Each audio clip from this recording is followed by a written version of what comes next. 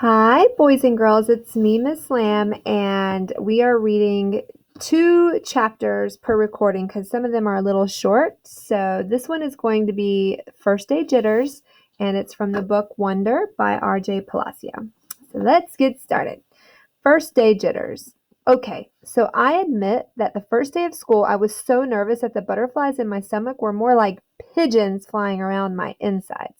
Mom and Dad were probably a little nervous too, but they acted all excited for me, taking pictures of me and Via before we left the house since it was Via's first day of school too.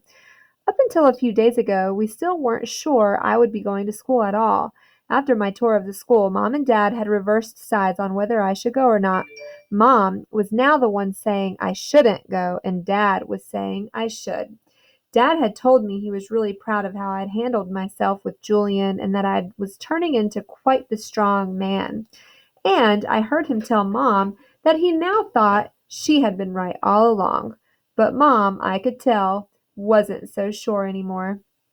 When Dad told her that he and Via wanted to walk me to school today, too, since it was on the way to the subway station, Mom seemed relieved that we would all be going together, and I guess I was too. Even though Beecher Prep is just a few blocks from our house, I've only been on that block a couple of times before. In general, I try to avoid blocks where there are lots of kids roaming around. On our block, everybody knows me and I know everybody. I know every brick and every tree trunk and every crack in the sidewalk. I know Mrs. Grimaldi, the lady who's always sitting by her window, and the old guy who walks up and down the street whistling like a bird. I know the deli on the corner where Mom gets our bagels and the waitress at the coffee shop, who all call me honey and give me lollipops whenever they see me. I love my neighborhood of North River Heights, which is why it was so strange to be walking down the blocks feeling like it was all new to me suddenly. Amesfort Avenue, a street I've been down a million times, looked totally different for some reason, full of people I never saw before, waiting for buses, pushing strollers. We crowded Amesfort and turned up Heights Place. Via walked next to me like she usually does, and Mom and Dad were behind us. As soon as we turned the corner, we saw all the kids in front of the school, hundreds of them, talking to each other in little groups, laughing or standing with their parents, who were talking with other parents. I kept my head way down. Everyone's just as nervous as you are, said Via in my ear. Just remember that this is everyone's first day of school, okay? Mr. Tishman was getting students and parents in front of the school entrance. I'm going to change my focus for just a second. It seems a little blurry. I have to admit, so far nothing bad had happened. I didn't catch anyone staring or even noticing me. Only once did I look up to see some girls looking my way and whispering with their hands cupped over their mouths, but they looked away when they saw me notice them. We reached the front entrance. Okay, so this is it, big boy, said Dad, putting his hands on top of my shoulders. Have a great first day. I love you, said Via, giving me a big kiss and hug. You too, I said. I love you, Augie, said Dad, hugging me. Bye. Then Mom hugged me, but I could tell she was about to cry, which would have totally embarrassed me, so I just gave her a fast, hard hug, turned, and disappeared into the school. All right. This chapter is called Locks. I went straight to room 301 on the third floor. Now I was glad I had gone to that little tour because I knew exactly where to go and I didn't have to look up once. I noticed that some kids were definitely staring at me now. I did my thing of pretending not to notice. Just trying to get my focus right, guys. I'm sorry.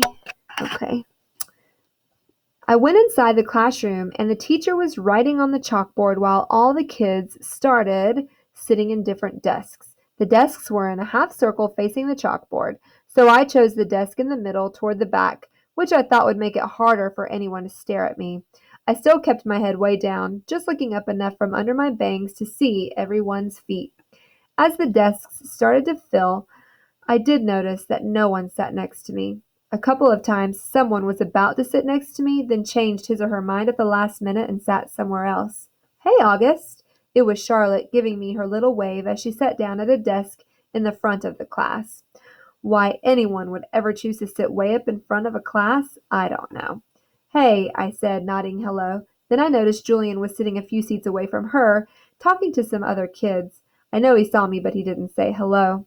Suddenly, someone was sitting down next to me. It was Jack Will. Jack, what's up? He said, nodding at me. Hey, Jack, I answered, waving my hand, which I immediately wished I hadn't done because it felt kind of uncool. Okay, kids. Okay, everybody. Settle down, said the teacher, now facing us. She had written her name, Mrs. Petosa, on the chalkboard. Everybody find a seat, please. Come in, she said to a couple of kids who had just walked in the room. There's a seat there and right there. She hadn't noticed me yet. Now, the first thing I want everyone to do is stop talking, and she noticed me. Put your backpacks down and quiet down. She had only hesitated for a millionth of a second, but I could tell the moment she saw me. Like I said, I'm used to it by now. I'm going to take attendance and do the seating chart, she continued, sitting on the edge of her desk. Next to her were 3 neat rows of accordion folders. When I call your name, come up and I'll hand you a folder with your name on it. It contains your class schedule and your combination lock, which you should not try to open until I tell you to. Your locker number is written on the class schedule. Be forewarned that some lockers are not right outside this class but down the hall, and before anyone even thinks of asking, no, you cannot switch lockers and you can't switch locks.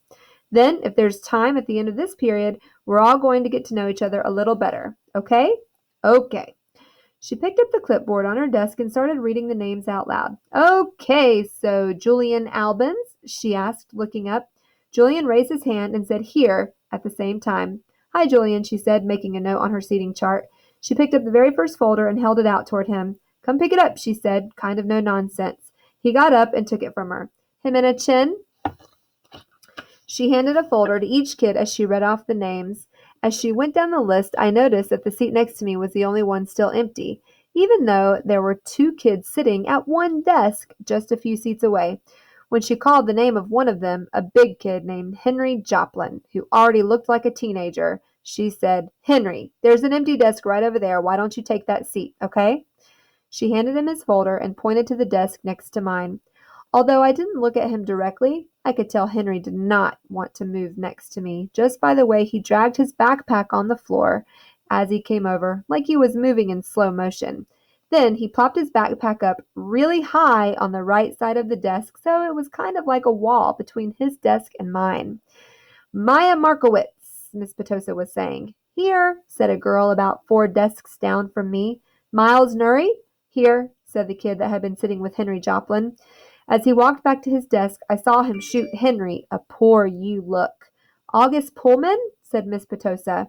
Here, I quietly said, raising my hand a bit. Hi, August, she said, smiling at me very nicely when I went up to get my folder. I kind of felt everyone's eyes burning into my back for the few seconds I stood in front of the class, and everybody looked down when I walked back to my desk. I resisted spinning the combination when I sat down, even though everyone else was doing it, because she had specifically told us not to. I was already pretty good at opening locks anyway, because I've used them on my bike. Henry kept trying to open his lock, but couldn't do it. He was getting frustrated and kind of cursing under his breath. Miss Petosa called out the next few names. The last name was Jack Will. After she handed Jack his folder, she said, Okay, so everybody, write your combinations down somewhere safe that you won't forget, okay? But if you do forget, which happens at least 3.2 times per semester, Mrs. Garcia has a list of all the combination numbers. Now, go ahead, take your locks out of your folders and spend a couple of minutes practicing how to open them. Though I know some of you went ahead and did that anyway. She was looking at Henry when she said that. And, in the meanwhile, I'll tell you guys a little something about myself. And then you guys can tell me a little about yourselves, and we'll, get to know each other. Sound good? Good.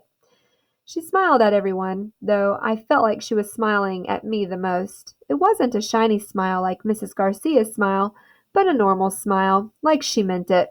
She looked very different from what I thought teachers were going to look like. I guess I thought she'd look like Miss Fowl from Jimmy Neutron, an old lady with a big bun on top of her head. But in fact, she looked exactly like Mon Mothma from Star Wars Episode 6.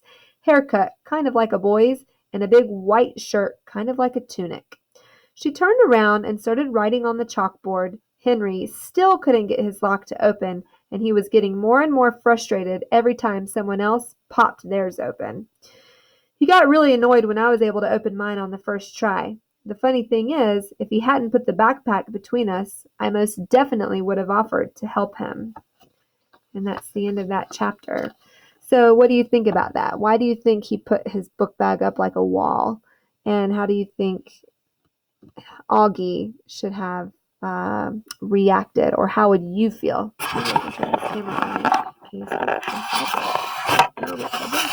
Hey. Okay.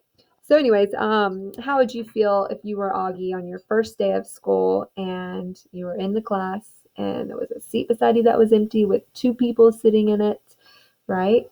So, that chapter always makes me a little sad. I feel sorry for Augie when I read that one. Anyways, I hope you enjoy the story. See you later.